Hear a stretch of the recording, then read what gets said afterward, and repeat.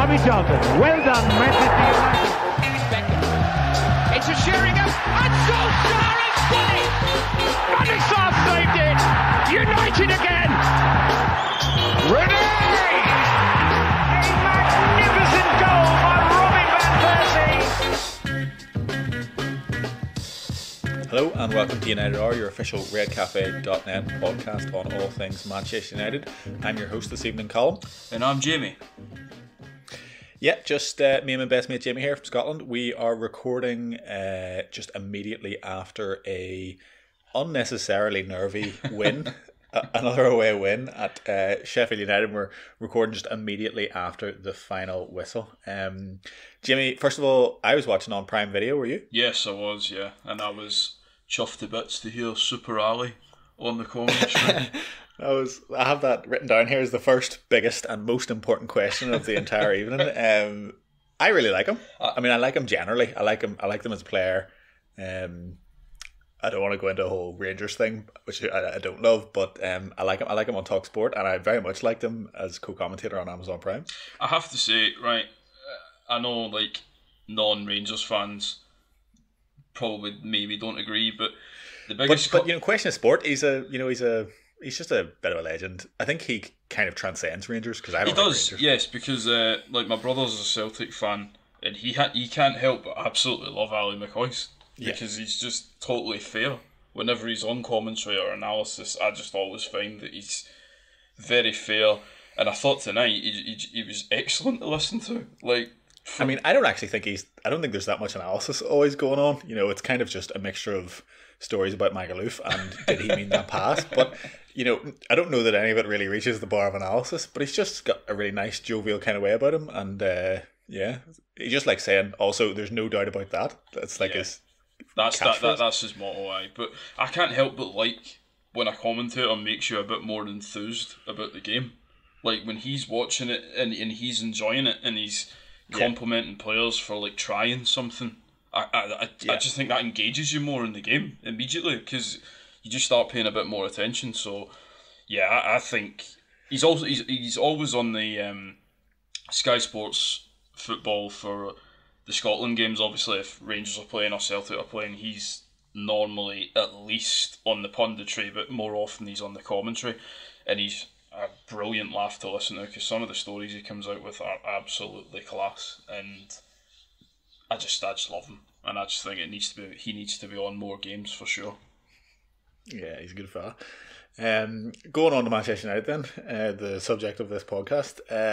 Lineup, no huge surprises there, although notably it was the first time that front four had been picked since the infamous Spurs game at the start of the season. Was there anything you would have changed, or were you happy enough?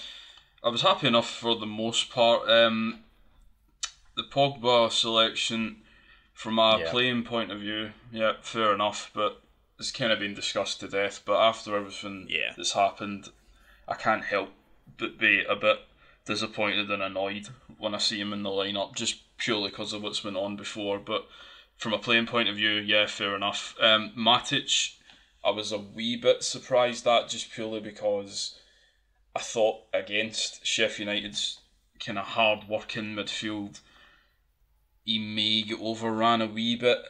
So I was a bit concerned about the Matic selection, but other than that, no real complaints, to be honest. Yeah, I think, like back four, I think it's a toss-up between Shaw and Telles at the moment. But apart from that, it picks itself, and there's no real issues with that. Obviously, Henderson was the surprise inclusion, which we'll come to very quickly, probably within the first 5 minutes of this podcast, for no apparent reason.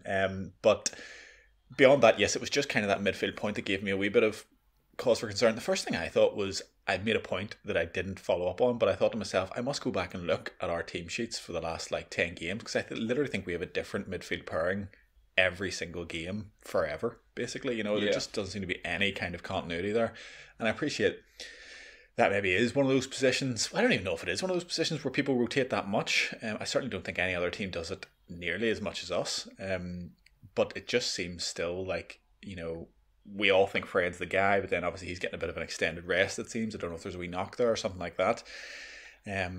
McTominay's in and out. Obviously, you have Matic in and out, and Pogba and Van der Beek seem to be vying for a position as well, if they're even competing for that position. So it does just seem like it changes so frequently. I just wonder if that really stops us getting any kind of consistency in that kind of area. But as you say, I mean the Pogba thing, I feel exactly the same way. It rankles me.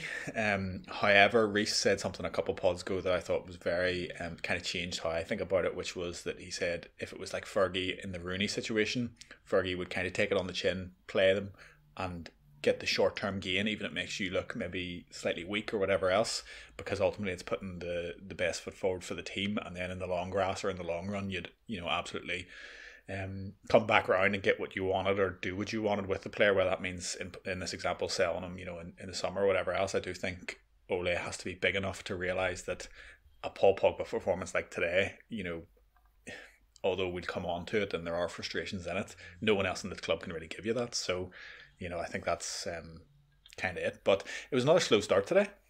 So slow. Oh man, I covered it in the last pod with Nick. It's getting to be a real frustration of mine how slowly we start games. Like I called the 5th minute would be the minute we conceded, like kind of half tongue in cheek.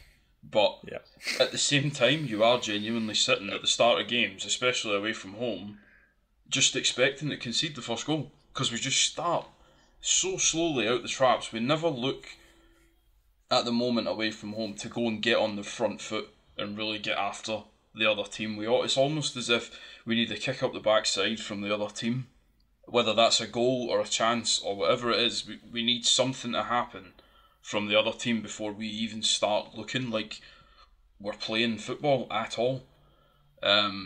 So it's just so slow, and like I say, it's really getting to be a frustration of mine. I mean, it's definitely looking like a habit more than an oddity, and that is a big concern. Also, I think it's just mad that like if you took a snippet of the football we were playing when we just scored the 3rd goal, there was real swagger, confidence about us. And if you compared that to how we played in that open 10 minutes, it was just absolutely diabolical. And I do sort of find myself wondering if it's kind of due to teams coming out in the first instance and pressing us really hard, and maybe they can't maintain that level of press. But I think what it does show is that when you do press us really effectively and really with a lot of kind of energy, we really struggle, particularly along that back four, to deal with that at all. And that's a back four that should be full of good footballers. It's a back four that we spent 50 million on our right back. It's eye-watering 70, 80, whatever it was for Maguire. Tellez is a good footballer, and Lindelof, that's surely one of his one big strengths that he should be, and yet as a unit I find so often we don't actually play the ball out that well, and that leads really on to the goal where, since this new rule came in about centre-backs being able to be inside the box when you have goal kicks, it seems like we've immediately decided, we're a good football team, let's have us a bit of that, let's try and recreate Barcelona stuff here. And we just don't really seem that comfortable with it. Case in point, Lindelof from a free kick gives it straight to Henderson, I believe. Henderson kind of gives it back and then goes out to Maguire, receives it back, and they're all stood on top of each other, and there's no one kind of in front of them offering any movement. So he delays that one wee split second, takes a pretty poor touch, and obviously gifts them that opportunity. I mean, to me, the first 10-15 minutes and really throughout the first half, we just really struggled to move the ball along the back line, and obviously in that instance due to a massive mistake of Henderson's that led to their goal. There's 2 points there I would like to make. One is the slow start from the back four, as in like we are so easy to press. You're absolutely right. But it was pointed out at half time, kind of in the analysis, that I think it was 2 times before we even conceded the goal in the 5th minute. Sheffield United, the minute, as you say, the ball split to either centre half or it went out to one of the fullbacks, 3 or 4 Sheffield United players were all pressing really high, really fast, getting right up on the back four, and they just look at the deer in the headlights at times. It's like they just can't wait to get rid of the ball, rather than just stay calm and try and pass their way out the situation. It's as if the quickest they can get the ball rid of, the better. And it showed you right at the start. I can't remember who the Sheffield United player was, but they go and put pressure on Tellez. We end up losing the ball. Tellez gets back, tackles, we concede the corner. It then happens again right before the goal, and then the goal happens. And I seen another point. It's like, how many times do you have to see it before you react? Yeah, kind of thing, before you change it. Yeah, because it happens time and time and time again with our back four, where they get the ball, you press really high, really fast, up on 3 or 4 of our back four, and it's just panic stations all the time. With Henderson, I mean, it's an error. It's just one of those errors that players make sometimes. But Michael Owen, I thought, made an interesting point, and he said that it sounds daft because you're talking about the goalie, but every player needs match sharpness, and sometimes even just that split second of speed of thought in your head isn't there because you've not been playing consistently, and you can actually see it a wee bit when he gets the ball back. There isn't just an immediate just leather the ball down the pitch just to get it away from your own line. He actually takes a split second to look, and that's fatal. And that's when Burke just closes right in, and then obviously it's just a big stramash really more than anything. The ball goes loose and McGoldrick scores, but it is just that split second from Henderson taking a time to have a look rather than just accepting, just get rid of the ball here. And foot and mouth straight from the start again, and then you're chasing the game. I mean, I will say, if you're going to make a comedic and awful goalkeeping error, do it in the 5th minute. Absolutely. That is absolutely fine. Maybe he just realised, really sensibly that we don't start well, and he thought, you know what, I'm not happy with what I'm seeing here in the first 5 minutes. I'm going to let one into my own net here so that the team gets the kick up the ass it needs. And probably you'd have to say that Hendo got us the win. So, I mean, I've obviously been very vocally, fed up and largely finished with David De Gea, and I stand over it. It's not nice though to back the new incoming goalie so much, and then when he comes in, he within 5 minutes, lollygags on the ball, concedes a goal, and then also concedes from a corner. And throughout the game, there was a few wee flappy corners, but he did have good saves as well. Overall, what'd you make of the performance? Because that's a big game for him.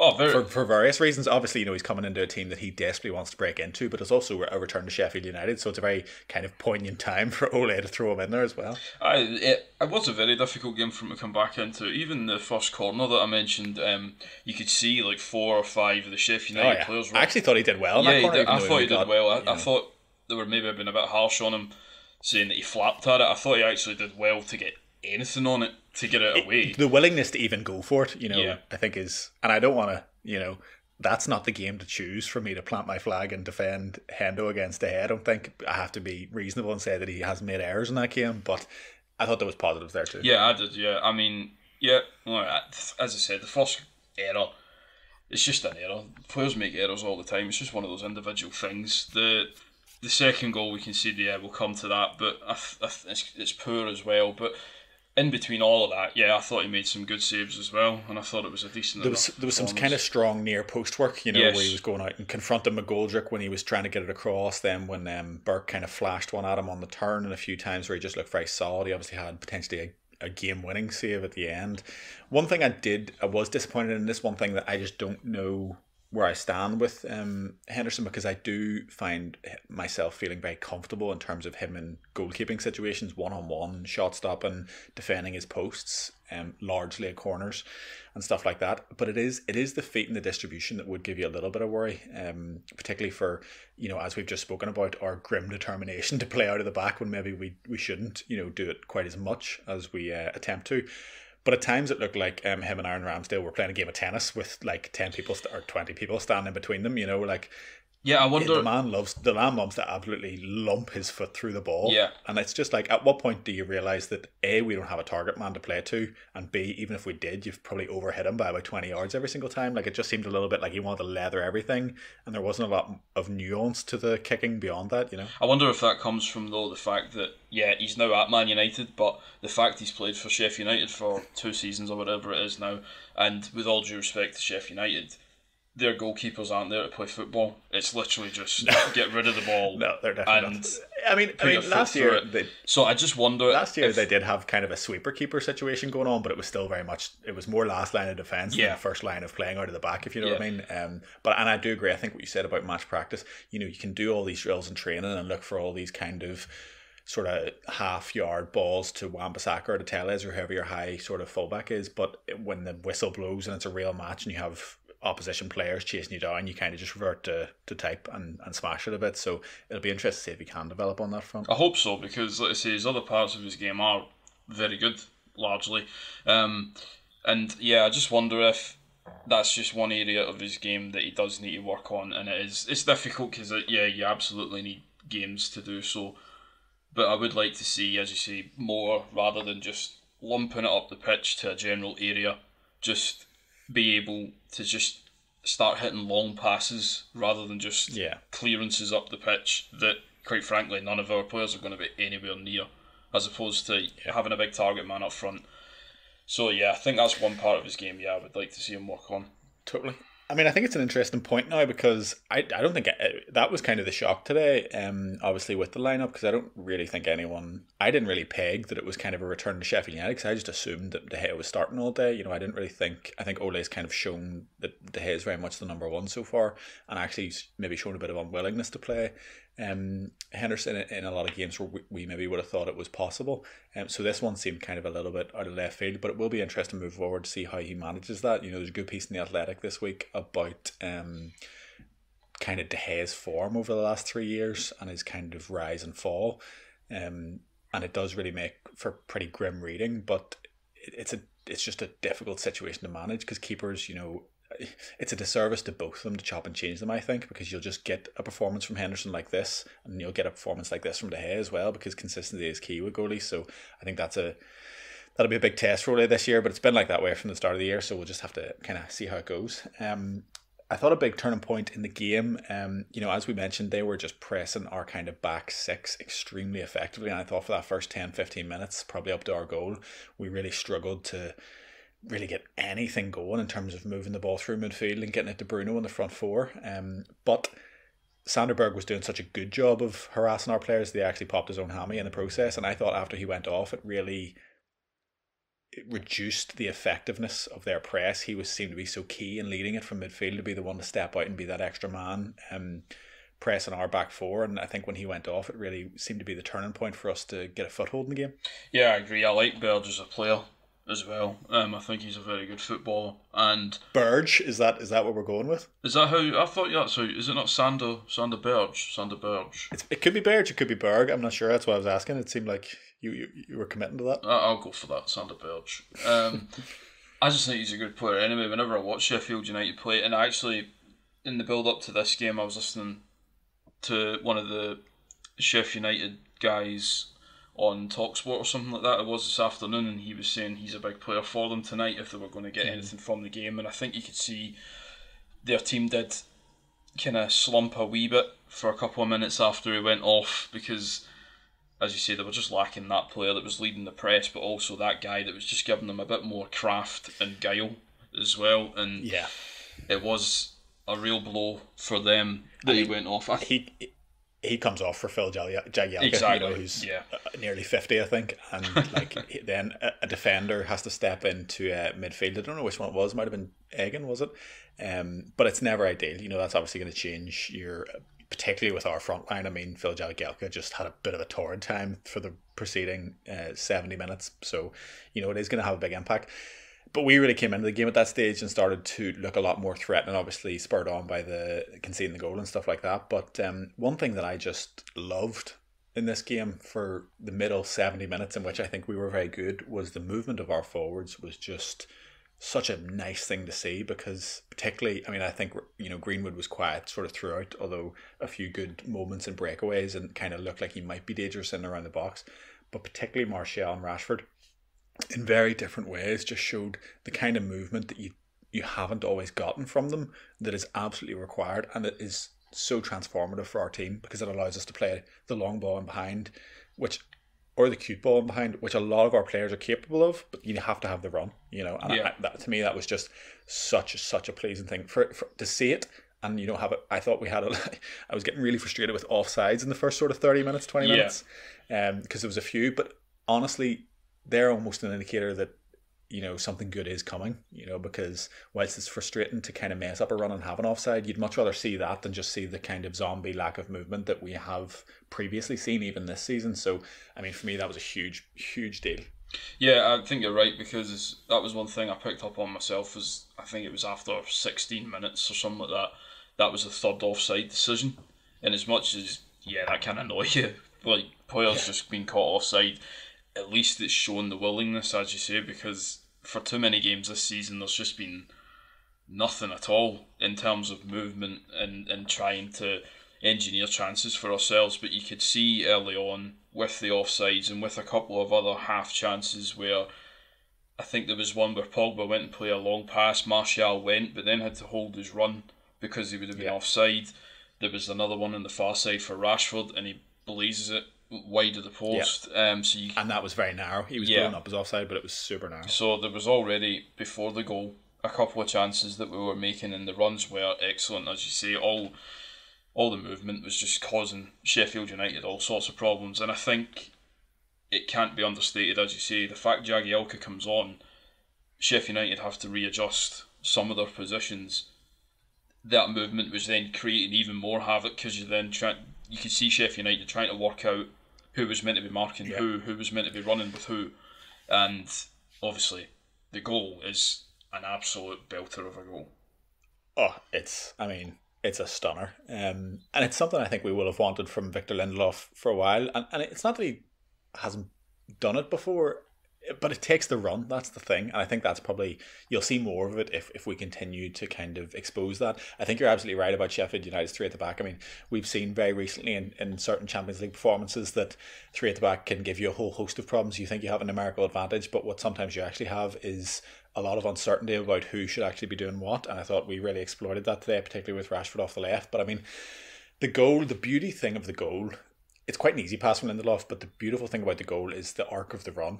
Coming off the left, that is how that run should go. If you were playing as kind of an inside left forward, you kind of start deeper and run across the line, and that's an excellent way to make your run visible to the person who's going to be playing the pass, whilst keeping yourself always offside, but still kind of having the momentum that's inevitably going to beat the defender, so that when you kind of lock eyes and see that the person is about to play the pass, then you can just dive in and make that kind of lateral movement. And at that point, he's almost, in the middle of the pitch, essentially, coming off the left touchline. So it's just such a perfect run. But to add to that, you then have this kind of nicely floated ball, which in the end is just a very easy ball. But the touch is gorgeous. Absolutely gorgeous.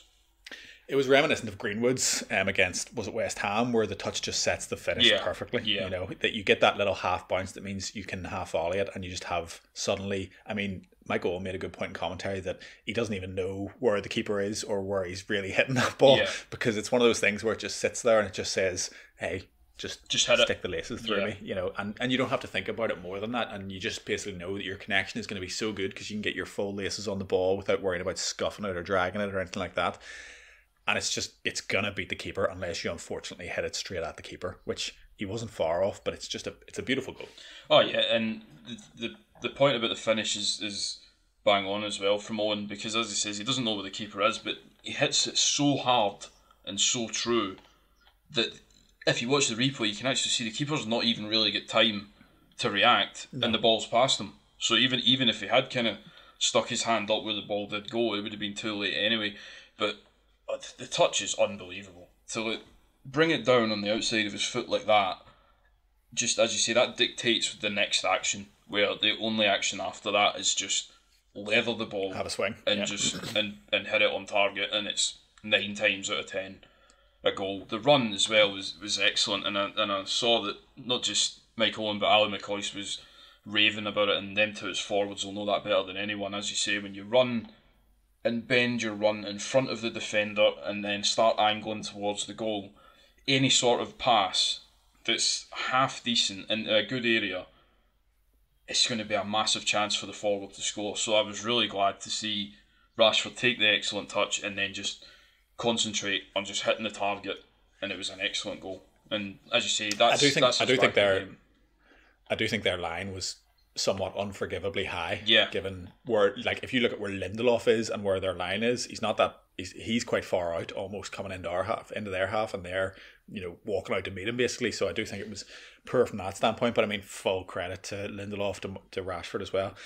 Just on Rashford, obviously we'll come to the third goal for his brace, but 90% pass accuracy, 5 shots, 3 on target, 4 take-ons, successful, 4 ball recoveries, 3 fouls, 1, 2 goals. I mean, that was a performance tonight from Marcus Rashford. I thought he looked our best player on the pitch, really. Yeah, excellent performance tonight. I saw, just before we came on, I'm on the Premier League app on my phone, and it flashed up saying that, yeah, he was man of the match tonight, and absolutely no disagreement with that whatsoever. I thought he was excellent. I actually wrote down in my notes for the pod, I think it was even just 5 minutes into the second half, I just said, good first half, but already in the second half he looks mega up for this as well.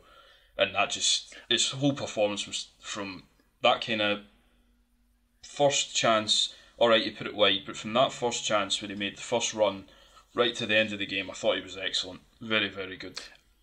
It was kind of one of those ones, and with Rashford, as with all really wingers in the world, even the very best ones, there's a level of inconsistency in that position that you just kind of expect. It's not always just the easiest thing in the world to do these things. However, he particularly with like going through on goal and stuff, you're always kind of concerned that if his first touch isn't good, he'll fluff a chance, and he does that even in this game. There's a few chances that kind of went awry from him, but he does have that kind of natural instinct, as shown by that first goal, where if it all kind of goes well for him and starts off on a good note, it'll likely just get better and better and better. But there was he's really been our most productive forward this year in the absence of Martial for a few games due to suspension and just his kind of issues. And I think Rashford has something like 5 goals and 5 assists, or 6 goals and 5 assists or something so far, which is no mean feat. He's really carried on that kind of breakout season from last year, and he's shown that kind of maturity and consistency that was really the only thing lacking. But there was points in that game, there was a point on the left hand side where he kind of picked it up, megged his marker, and then went on a bursting run that ended up coming through the middle, and Ali was waxing lyrical about it on commentary. He did just look so powerful and so graceful, and when he's in the mood and running at players like that, I think it's such a threat for us. Yeah, that's exactly what you want to see Rashford doing. That run that you say, when he nutmegs the player, burns past him, and then I think he actually gets kind of rides a foul. Yeah, exactly. Yeah, he rides the foul, runs inside, beats another man, feeds it wide. I think it's Greenwood. Yeah, that's an excellent run. And when Rashford's in that kind of form, it's just tremendous to watch. It's brilliant to watch. And he was in that mood all night tonight, where when he got the ball, he actually looked like he was really wanting to either take the man on or even run down the byline just to try and get us forward. Too many times, I think sometimes Rashford, I don't know if it's maybe he gets there can the be a ball mood and there, stops, where just everything's a bit negative and slow and kind of ponderous and going backwards, and you're just kind of like, he's one of those players it's kind of, I would take the lead from Bruno, but I will not be upset if I see you mess up trying to take someone on or trying to beat a man for pace or something, because if you consistently do that, eventually you'll put them in a position they don't want to be in, so sometimes I think he could be more of a bully in terms of what he chooses to do, rather than. But I do think sometimes he finds himself torn between being the winger who runs himself, which we know he has, and seeing himself as some kind of playmaker, which I'm not necessarily sure he really is. And I think he's just kind of got caught between that sometimes in the last season or two. Yeah, I think, I don't know what the word is that I'm looking for, but it's maybe arrogance. And the arrogance in the sense that when he gets the ball and he fronts his man up, have a go. As you say, if you don't beat him the first time, don't take that as, alright, I'm not going to beat him again, so every time I get the ball, I'll try and run 5 yards and then I'll pass it inside and I'll constantly look for the pass. He just needs to be a bit more arrogant, I think is the right word. Take the man on, run down the channel, don't be disheartened by maybe getting tackled or losing the ball or running out of play. Just take the man on. And the thing is as well, if you try and do that, you're putting the doubt in the defender's mind. Instead of letting the defender have an easy ride where you're constantly running forward but then stopping and coming back either inside the pitch towards Bruno or back to the halfway, if you're constantly running at the defender, even if the defender tackles you, say, 3 times in a row, Yeah, it's a nightmare for a defender that he's not getting any rest, because every time you get the ball, you're having a go at him. Absolutely. And also, I think it invites an element of chance into the thing as well. If you're always kind of taking a turn at going backwards and playing in front of people, you're never really putting yourself in a position where you can get a maybe lucky second ball or just kind of force a foul that leads to something else. So I just think, as Bruno has shown, sometimes even when you try something that doesn't come off at all, it can still advance our position. You can still flukily kind of end up in a better situation than you were, which you'll never really get if you're kind of just playing in front of teams and playing it sideways and backwards all the time. So yeah, I mean, absolutely more of that. Moving on then, I mean, I was delighted when Martial got his goal, and it has been tough. We've obviously just got the news that Cavani is going to be suspended, and we spoke in the last few weeks that although Martial's had a tough start to the season, we really need him. As thick and as fast as the games are coming, we absolutely need him to be fit and to be firing. And he looked really good today. I thought it was back to very much the kind of play we saw last year. There was a lot of movement, and again, I think Owen picked it up well at half time to say that the movement from Rashford is very different to the movement of Martial, but they're equally as good. Martial has a much tighter space to work in, and his are much more kind of sharp on the shoulder, 10-yard movements, whereas Rashford was able to make those kind of big sweeping outside in runs. Yeah. But I thought Martial's movement was fantastic. There were a few times, as you alluded to, that he made runs that weren't picked up on, and he looked a little bit frustrated by that. But eventually, it came together kind of around the 30th minute. Do you think Pogba knows he's making that run, or I mean, what's the big question from Ali McCoist? What's your take on it? Honestly, I'm caught in two minds, because Roberto Martinez pointed out at half time the chance that I alluded to earlier on, where Pogba plays the ball but Martial has to kind of hold his run because he's offside, and the ball, the goal, the ball ends up in the box, whereas this ends up just outside the box for that chance. But that was already shown that Pogba's looking for that exact run from Martial, and the other thing that kind of makes me think it maybe is a pass is because when the ball's on the flank, I think it's Wan-Bissaka's got it.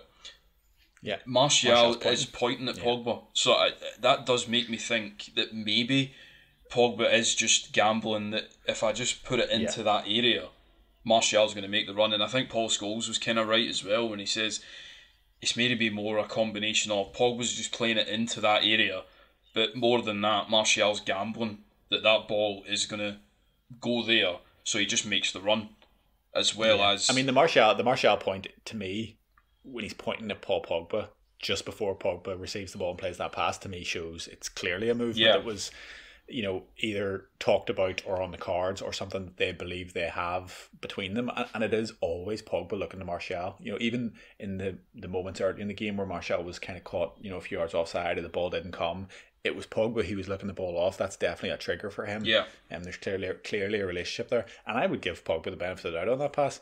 The finish, very fortunate. I think Ramsdale does awfully. I think he thinks Martial's going to flick it, and then he doesn't really.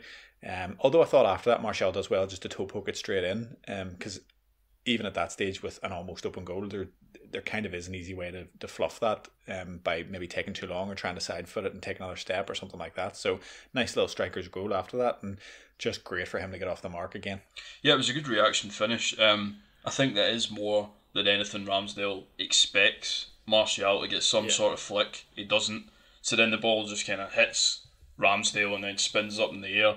But as you say, it's easy to miss that chance. I thought it was a very good finish, like a reactionary finish from Martial. And I was chuffed to see him get his goal, because before that, there was some really good movement from him. He looked in the mood.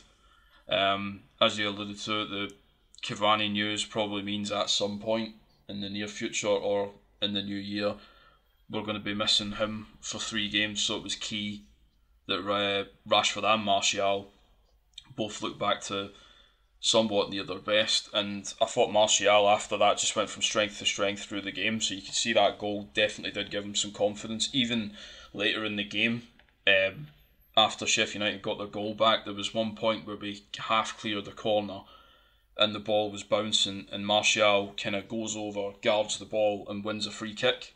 And even actions like that show that I think his confidence was getting back into him a wee bit, because you could just see he was more enthused in trying to play for the team And like you say, that was a foul to us, but right outside our box that he wins immediately after a corner when we're under pressure.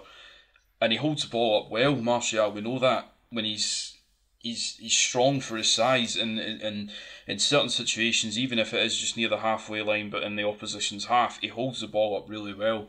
And I just thought after that goal, you could actually see clearly in him the confidence return to him a wee bit. So it'll be good to see if he can carry that into the next game.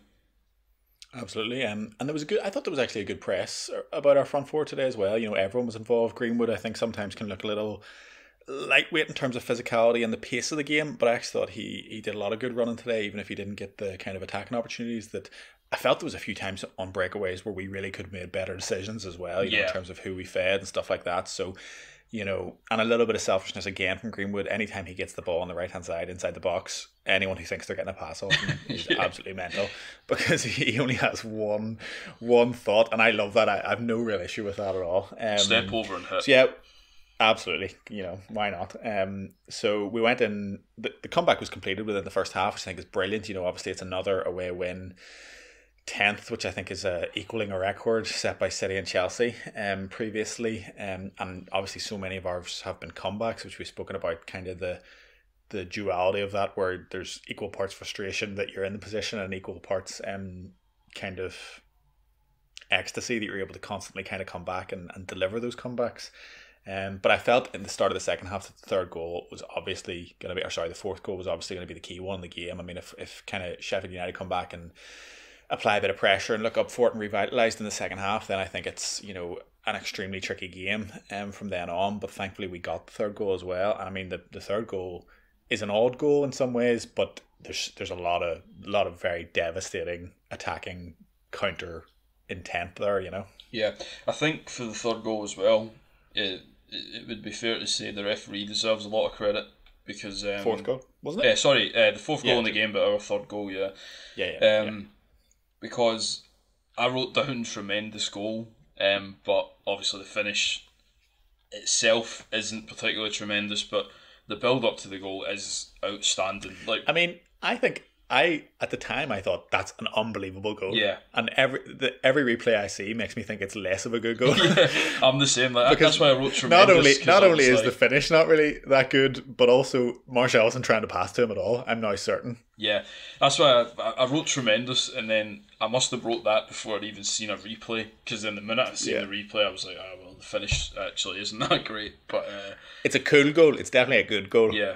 I mean, it's not quite as salivating as I thought it was at the first viewing. But there's some really good points in it. I mean, Pogba does really well at the start where he beats his man, but before that he had lost the ball cheaply a couple of times, and I was starting to get a bit annoyed, because that's just vintage Pogba, really, where he tries that spin on the ball or to try and hold the ball when he doesn't need to. He can just lay it off to somebody else. So he gave it away twice before, and you were ending up a bit frustrated watching him. But to be fair, for the goal, it was a great turn, runs on, passes it to Bruno. It's a great flick by Bruno onto Greenwood. Mm-hmm. And then it is a foul, but as I say, the referee does really well and lets the play go on. Martial, as you say, I don't think he's passing either. I think he's running through and looking for the angle to shoot. Open it up for himself. Yeah. And then Rashford, you're just sitting going, I'm glad he got on target and scored, but you were like, if he puts that in like the bottom corner or the top corner, that is one of the goals of the season. Easy. Yeah. And he has the whole goal at his disposal there. You know, it's one of those ones where you side foot and you think you're kind of opening up your foot enough to put it in the corner, and you end up just basically passing it straight to the middle. Yeah. Even though that's not what you intended at all. But it's a funny one. I mean, look, we're about to come on to Pogba, and it's a whole discussion in itself. But for this goal, he does. I mean, it's world class stuff from him. Bruno, the flick, as you say, excellent. I actually thought after the Greenwood foul, Rashford does extremely well, and I kind of thought it showed the good work that Rashford had put in the game that far, because they're either, whether it's their right sided centre back or their right back, I'm not sure exactly who, should probably actually be favourite to that ball. And I think maybe he thinks the foul is going to be given, so he doesn't kind of step into it. But Rashford covers the ground really well, really nips in. Again, indicative of that kind of positive, on the front foot, I'm going to go at you mentality that he had tonight. And kind of just takes him out of the equation, passes the ball straight to Bruno. Bruno feeds, I think, Martial. And then Rashford keeps the movement going and carries on, and then is obviously there to reap the benefits of Martial's amazing pass come touch. So even if his finish really wasn't that good at all, but I mean, class goal. I think just we don't really need any more evidence of our prowess on the break, but it's always nice to see it. Yeah, absolutely. I mean, if you go back through however many years playing under Sir Alex, that was always one of the key points, if you like, of his reign, was United's ability to counter-attack. And as frustrating as it can be at times at the moment, it is good to see that we still are absolutely electric on the break when we want to be. I mean, it's absolutely the it's keyed into the skill sets of some of our players, but it's clearly so ingrained in them now. That, and I think sometimes it's why we give the ball away so cheaply, because we're always looking for it. Possibly sometimes maybe in situations where it isn't really on or we don't need to. Which I think was certainly evident after the third goal, in terms of we could have just put the foot on the ball a wee bit more and possibly prevented the end of the game from being so fraught. But it's hard to kind of turn the dial back down when you are so used to kind of going absolutely mad for the break every single time. Coming on to the big man then, so Pogba, I mean, 82% pass accuracy, just to get through all the stats that Nick loves. 15 final third passes, which obviously, a lot of contributions. 8 ball recoveries, which is actually, very respectable good, number. Made 6 out of 8 long passes. I thought there was a few very, very good switches of play, particularly off his left when he's dropping in deep and he's happy to kind of miss centre-backs and play to full-backs, which I think we miss sorely when he isn't playing. 3 clearances, 2 interceptions, which is very decent. 2 tackles, not so bad at all. Stats wise, it's an extremely competent, if not extremely good, midfield performance. I think in terms of the eye test, I mean, he comes away with an assist from Martial. A lot of very nice play, some brilliant forward balls, some brilliant switches of play, some brilliant bits of skill. However, the other side that I viewed, and I don't know if I'm viewing Pogba now with a little bit of a kind of bias, which I'm happy to admit. I agree with you. I'd like to see him moved on from the club, and it's kind of difficult to kind of watch him, even when he plays extremely well. It's difficult because you have to think we're kind of, you're getting maybe good performances for a player who you can't rely on to be there next year. So what's the point? Would it not be better to play Van der Beek and kind of let him grow into the team with a nod towards the future? So that's very difficult to kind of swallow and deal with. Although it's a familiar feeling, obviously, with Paul Pogba. But also there was issues today. It wasn't just as good as those numbers would suggest, was it? No, I agree. The eye test, as you say, I think he had a good game. Potentially a very good game.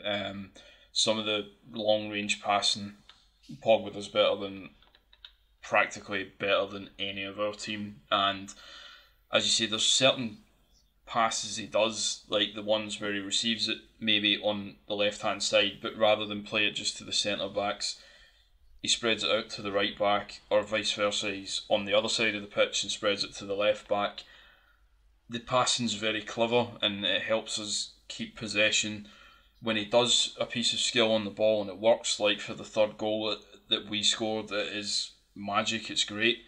He is good in the air as well. From corners today, particularly a few big headers. I think that's an understated part of his game. He is very good in the air at times, but you just can't get away from the amount of times where he really makes it hard for himself and he ends up putting us under pressure. I mean, I counted, there might have been more, but I counted 2 times just before we scored our third goal where he either does that thing where when he receives the ball, he stops his body, he looks for the contact, and then and leans in, tries to lean find in, someone to have a duel with, and then you're like, you don't need to do that.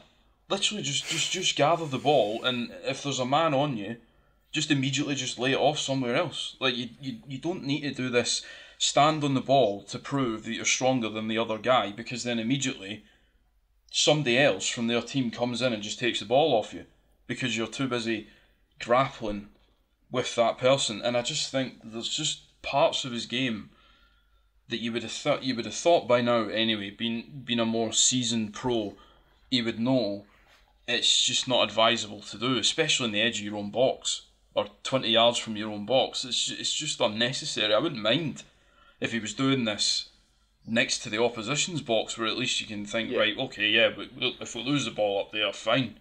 But losing the ball so close to your own box out of just daft things like that, it's just really unnecessary. And I just think that's partly one of the things that, in terms of his game, that I think holds him back. He tries to just be too clever at times rather than just play the game. It's not even clever because it's not clever. Yeah, it's not clever. It's like trying to be too like dominant almost, and too arrogant in terms of, I think I can do this against anyone. And I understand what he means, because his ball control and his physicality mixed together are such an unbelievable weapon / talent that I can understand why he feels that. Like, it's not like it's unwarranted, but he does it in such a way that's been so obviously pegged by everyone in the league that it just becomes silly. I also thought there was a bit of lazy backtracking, which I think you always get. Having said that, I think for all the positives in that game, I would take that performance. If you got that 10 times out of 10 from Pogba, I think he would have been thought of so much better at United. I don't think you necessarily always get that level of quality from him, because I do think today on the ball, he was largely excellent, even though I agree with you, there were those frustrations that are there in every game. And in certain games against, not wanting to be dismissive of Sheffield United, but better teams and more structured teams, those little cheap giveaways can really hurt you. The like of Spurs, even the like of Southampton, where we aren't necessarily as able to create, and then you have those mistakes and cheap giveaways in our kind of final third still there, and they can be so much more devastating, obviously. But coming back to it, it is just a really difficult position at the moment with Pogba. I do agree with Reese's logic that you just have to play him and get the most out of him while he's here. But then part of me, on seeing the lineup, also thinks, could Van der Beek play there, and would he give us much less than Pogba? I appreciate he's not nearly as expansive in his passing and doesn't have that physical roulette into forward pass, but he also moves the ball very quickly in ways that Pogba doesn't. So, my view would always be towards the future, and people will know my well-established feelings on players who want to leave the club. I think you should stop playing him, and they should leave as soon as possible. I appreciate it's difficult when it's one of the world's best goalkeepers and one of the world's best centre midfielders, but that's just how I would rather play the guy who you're going to have next year. But I appreciate, football's a results-driven business, and the results right now matter more than anything else. Moving on, I thought there was a real swagger of us about it. 3-1. I was really hopeful. I mean, Bruno was my fantasy captain for the week, and he got no points, basically whatsoever, and then got brought off in the 80th minute, even though he played, I think, broadly very well. He played well, but there was one moment, and I've written down in my notes, Bruno, because we were on the break. You've written down, Bruno? Yeah, because we were on the break, and he was running through Martial and Rashford on his left, Greenwood on his right. And just he had to feed Greenwood. Yeah, and just as the move was unfolding, you could see I can't remember who it was, but whoever was marking Greenwood just left him to come into the middle, and you're like, that's got to go right. And also, it's like, I feel like 9 times out of 10 it should be Greenwood regardless in that situation. Yeah. Do you know what I mean? Because you're confident he'll get 100%. it, work the goal. 100%. He's just the best finisher, so give him the ball. That was one moment I was like, I can't believe he's went left there, and then we lost the ball anyway. And you could even see in him, I think he was like, that was wrong. And it was like, that would have been possibly a chance for us to get our fourth goal, because that was a chance. But I was slightly disappointed. We played so well up to the third goal, and I think for 5 or 10 minutes afterwards as well, and then we sort of made a few subs, and I think we as a team just thought this game is completely over. We were playing with a bit of arrogance and being quite dominant, but that kind of seeped into genuinely thinking the game was actually finished, not even just over as a contest, because it just seemed to me the players were just then trotting around, and no one was really interested in a fourth goal. It was kind of all just fancy flicks and nice stuff. But in the end, that really allowed Sheffield United back into the game. And then the subs kind of seemed to make the situation a wee bit worse. And they obviously got a foothold. And then ended up getting their second goal, I think, in maybe the 88th minute or something like that. I mean, it's a bit of a mad day when David McGoldrick scores 2 goals from open play against anyone in a league season. Probably that's an impressive thing. But to get 2 against Manchester United, for that, some effort from that man. It was weird, because as you say, I thought the second half, I kind of wrote down in my notes up to I think around about the 78th minute or so, I thought the performance in the second half was very, very good. We were playing with a swagger and arrogance, especially after our third goal, and you just felt confident. for 10-15 minutes after our third that we were just going to go on. I thought we were going to go and smash them. Yeah, I thought like, God, this could end up 5 or 6, and I would be delighted with that. I thought that as well. I thought we were just going to put our foot down and then go and try and get a couple more. We had a couple of half chances, as I said, like the Bruno one where he makes the wrong decision. Greenwood had a couple of pot shots as well. And then, it just seems to the momentum just kind of flattened a wee bit with the substitutions. And then I think just before they scored, they got a free kick, and that was around about the 80th minute, and nothing happened from the free kick. But even just the fact that Sheffield United suddenly had a free kick on the edge of our box just G'd them up a wee bit and just kind of enthused them a wee bit to just have a go. And then Brewster absolutely smashed that free kick into Lindelof's face, which I thought But what about the goal? Do you think Henderson... I mean... Well, the first part is it's not even a corner. Because it's definitely not. And at the time, Tellez was screaming, and I was like, "Nah, it looked like a corner." But when you see it back, it's I'll say clearly, like it hits his big toe, Neil, probably. Yeah, so it shouldn't be a corner, but that's just one of those things. After that, I don't know. It's just one of those, like, the defending from set pieces by us at times is just shocking. It's like anemic. It's anemic. It's like we're just. When we defend set pieces, it's like we're just hoping it's going to end soon. Do you know what I mean? Everyone's just sat there going like, "Oh God, I hope the ball just somehow goes out of the box and we can not have to do this anymore." You know, there's no one like a Vidic or anyone. There's no one taking command. You know, who's or enjoying that situation. You know, it's wall to wall anxiety in there. You know, from everyone. It doesn't matter who the goalkeeper is, De Gea or Henderson. It seems equally as bad. Henderson was taking notes out of De Gea's book of trying to play the position from behind the line, which I don't really understand why that's not a thing. And then Lindelof, who got caught under the ball a few times from admittedly a very physical and early big Sheffield United side, but again he gets dragged under it and ends up kind of half winning the ball but only heading it on McGoldrick's massive head, and then it comes back. I found Henderson's goalkeeping quite perplexing. He seems more interested in pushing off. I think it was Burke, maybe he was off the pitch at that stage, but there's someone leaning into him as they'd done, you know, and I wonder if Wilder had a bit of intel there on Henderson, and that's something that we'll come to understand better. But it seemed almost De Gea-esque, where the team was really putting pressure on him and then kind of floating it over his head, which is a difficult position, but he seemed more interested in pushing off that man when the ball was already in flight, kind of thing, and he had to just focus on where the ball was, that by the time the headers kind of happen, he's kind of scurrying across behind his line, and it just doesn't seem to react to that at all. Appreciate they're pretty much on the 6-yard box, but it's just a bit of a weird one, and I don't think great goalkeeping by any stretch. No, the keeper's got to do better there, as you say. I thought that as well, that he was too interested in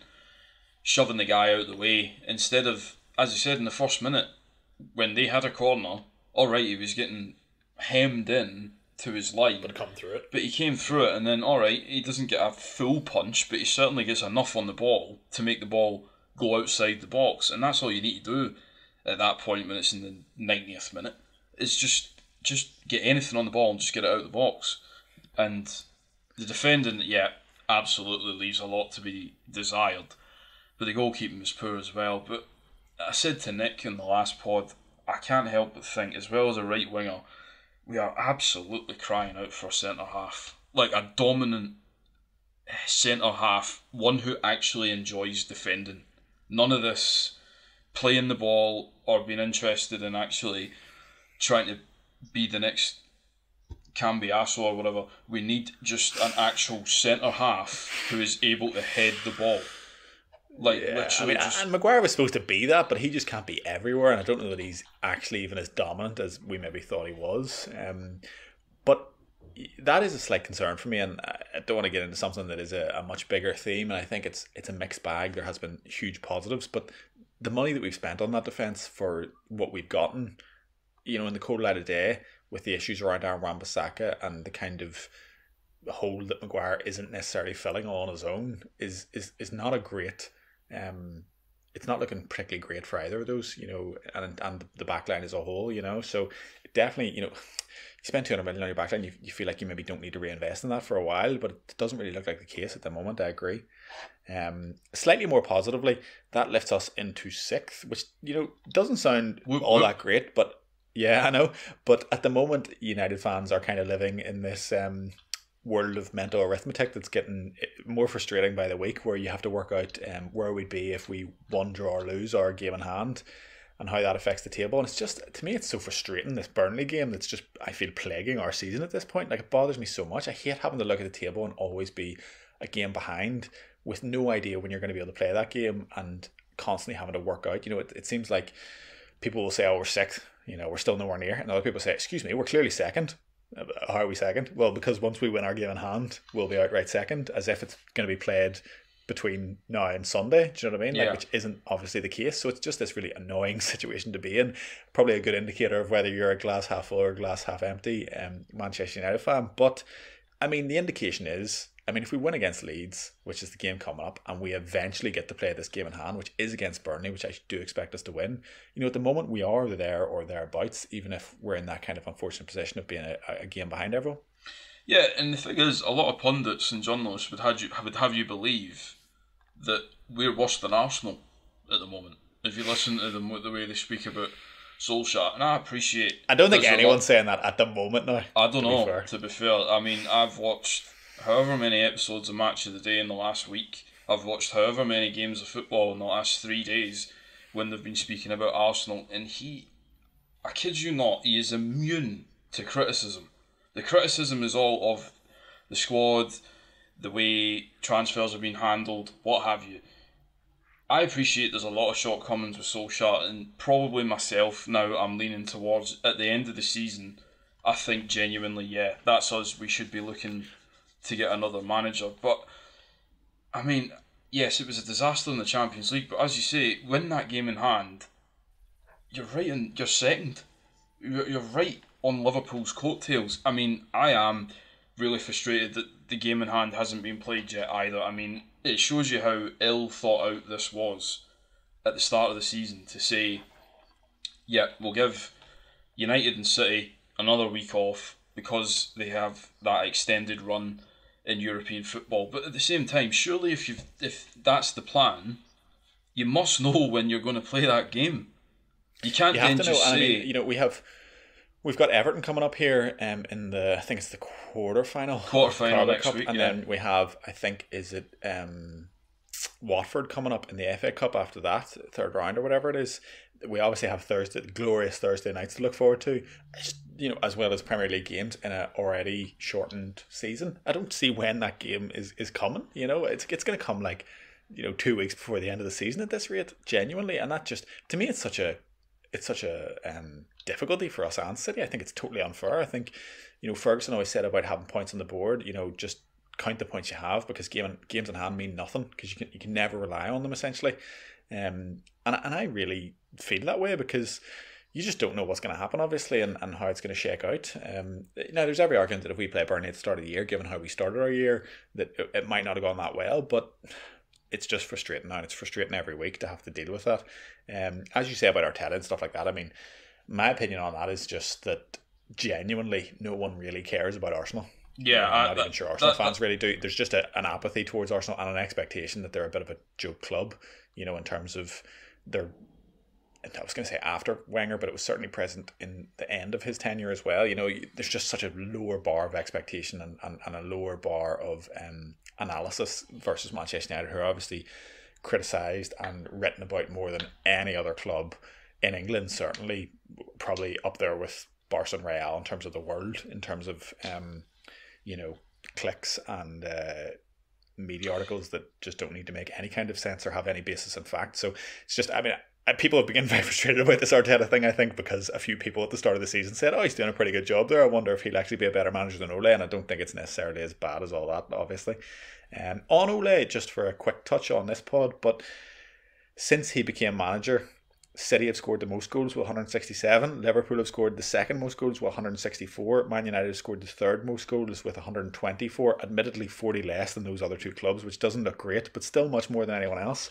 And in that period, those three teams also have the most points, with, I think, Liverpool first, second, and City third. There's really no other way you can slice that other than a massive positive.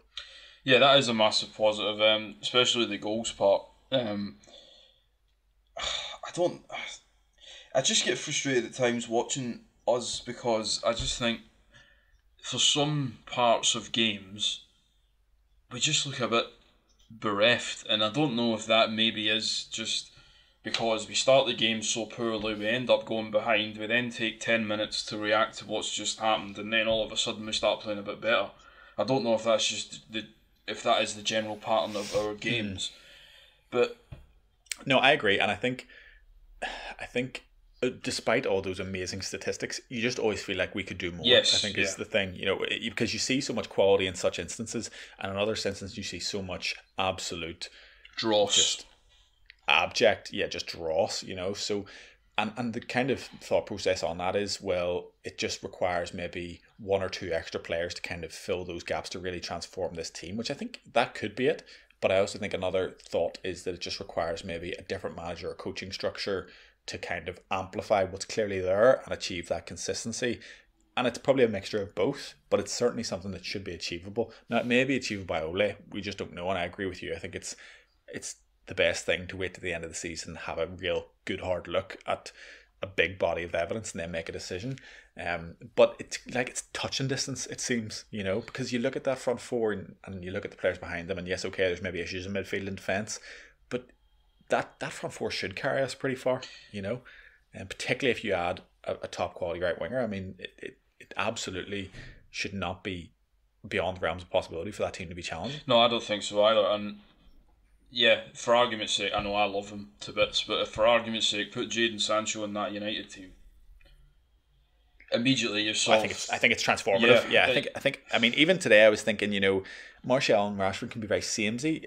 A wide quality playmaker, and this is no slight on Greenwood because he is the future 100%. I just think we should play him at number 9. Yeah. But to have at the moment and early in the game today, it felt like anything coming from Manchester United was going to be a run over the top from Rashford, and it was going to be coming from either Pogba or Bruno, i.e. through the centre of the pitch. And Aaron Wan-Bissaka and Mason Greenwood down the right flank, zero expectation. The only hope there is that you just eventually get Mason into a position where he can have a shot on goal and then you score, because he'll score. But you don't necessarily know how you're going to arrive at that place. It's probably through a counter-attack or just through some fortunate circumstance. He can't reliably create things on his own. He's not going to create things for others because he's not a right winger. And you kind of just have to hope that he falls into that circumstance where he picks the ball up inside the box somewhere and does something class, which, he is wont to do. But it's not exactly a plan. Whereas I think, as you say, if you had a Jadon Sancho or someone else who's a bona fide right wing player who's played there and created from there and can create for others as well, I think it would be a huge deal for us. So I do think that would take us to that level, Yeah, and there is a lot in the team, as you say. The forward players are very good. It's just the right wing that's been a concern for years. But if you could sort the right wing out, the midfield, if we know Pogba's going to leave, but if you go out and get a real quality, and not an attacking or defensive, just simply a central midfield player for our team, and then a centre half, you're looking immediately at a totally different team. And that's genuinely why I think give all at the end of the season. I genuinely don't see much benefit getting rid just now, but give them to the end of the season and then have a total reevaluation in the summer of where exactly are we right now, but where can we go? Because I think with the squad and just with a few more additions, and then potentially a manager that can take you on to the next level, you're looking at a totally different United team. And I think genuinely that's why I wouldn't be so over the top about getting rid of him anytime soon, because I would rather just let the team settle, get on with it. Yeah, okay, we're not great at home at the moment. We've run out of the Champions League. That's things I'm not particularly happy with. But there is a lot of other stuff going on, like the comeback wins, like the way the team plays, like how the players play for the manager, that I think just give them to the end of the season, give these players another, say, 6 months to bed into the team itself and into the squad, and then let's just take stock in the summer and just see where we go from here. Well, you mentioned the home form there. We have now what I think is a massive game. It's a game I've been dreading all season, because United and Leeds, it's kind of a storied rivalry. Yeah. Certainly, there was a period where it was extremely hard fought, and they've obviously been away for some years, but they're absolutely back now, and just, I mean, genuinely one of the best teams to watch in the Premier League, even though it's Leeds. Much more likeable under Bielsa, and just play with kind of a wantonness and a spirit that is so good. And it's, it can be their downfall as much as it is working well for them, but they have had good performances this year, and I have been watching them every single week thinking I am not looking forward to us playing them, because the things they do could work out for us, because they are open. They do play in a basketball game style. They're quite happily to kind of go blow for blow and say, look, if you can match our fitness and our effort and have more quality than us, then fair play. And some teams have done that, but like Newcastle this week, some teams late in the game just get absolutely put to the sword, and I do slightly fear for the kind of press they can put on us. So, but at the same time, we've just spoken about our title ambitions, obviously, which will be borne out, I think, over the Christmas period, whether they are real or just imaginary by us at the moment. But this is a must-win if we are going to mount any sort of kind of challenge toward the top of the league. Yeah, I think it's an absolute must-win. Leeds have been tremendous to watch in certain games, like the ones that spring to mind is the one against Liverpool, the game against Man City, even the game against Newcastle the other night. I mean, some of the goals they score as well. It's not just the sweeping moves where there's loads of passing. I can't remember who scored. Harrison, left foot smash from outside the box. Outstanding against goal. Newcastle. Yeah, it's a brilliant goal. So they are very exciting to watch, and part of you does kind of fear for what they could do against our back four at times, but there is a lot of space, so you do think if we can just get our act together up front, I think, yeah, we should really be taking care of them. And the larger picture, rather than just looking at United v Leeds, you always want to win that anyway. But in the larger context of things, for where we are in the league, for the games we've got coming up, is an absolute must-win. And if you want to be doing anything this season, as you say, you need to be winning that game. And it's a real chance to put a marker down and say, right, we've moved past this rubbish home form, let's get a good win and cement the fact that, right, we're not going to be as poor as we were at home. That was just an early season thing. Let's get it turned round, win at home convincingly against a good Leeds team, and that might be the point at which you start thinking a title challenge might sound premature, but at the same time, win that game and you're certainly up there. You're certainly near there or thereabouts, and we just have to hope at some point in the next couple of months this Burnley game does get played, so we don't have to consistently be saying, oh, it's a game in hand, because it is annoying. I would rather have just done it. It is annoying. There will come a point in the season, A, where that game's played, or B, where the league will just separate out to a point. Now, whether we're ever in the position where we're that far ahead of anyone, yeah. I'm not so sure that'll happen. But yes, the more games are played, the less arguably it should matter. But it's a huge game, absolutely huge game. I am very much looking forward to it. 4:30 on Sunday, but it is going to be a nervy one, and I don't think it'll be. I don't see us blowing them out of the water by any means.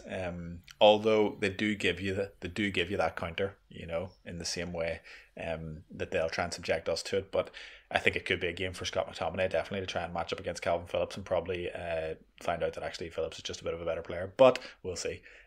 We'll be back, I would imagine, after that game as well, because I do think it'll be a game with plenty to talk about either way, no matter how it shakes out. But until then, the last thing I would like to say is that we have launched our Patreon. Obviously, we're always begging for followers on Twitter and Apple reviews and all that good stuff. So please, if you haven't already, do those things. But also have a gander at our Patreon. There is now bonus content and stuff like that in the works for subscribers. And if it's appreciate it's a tough time, and really the listens mean the world to us on their own, but if you do fancy spurring some change, then we would hugely appreciate it. Cheerio. Good night, troops.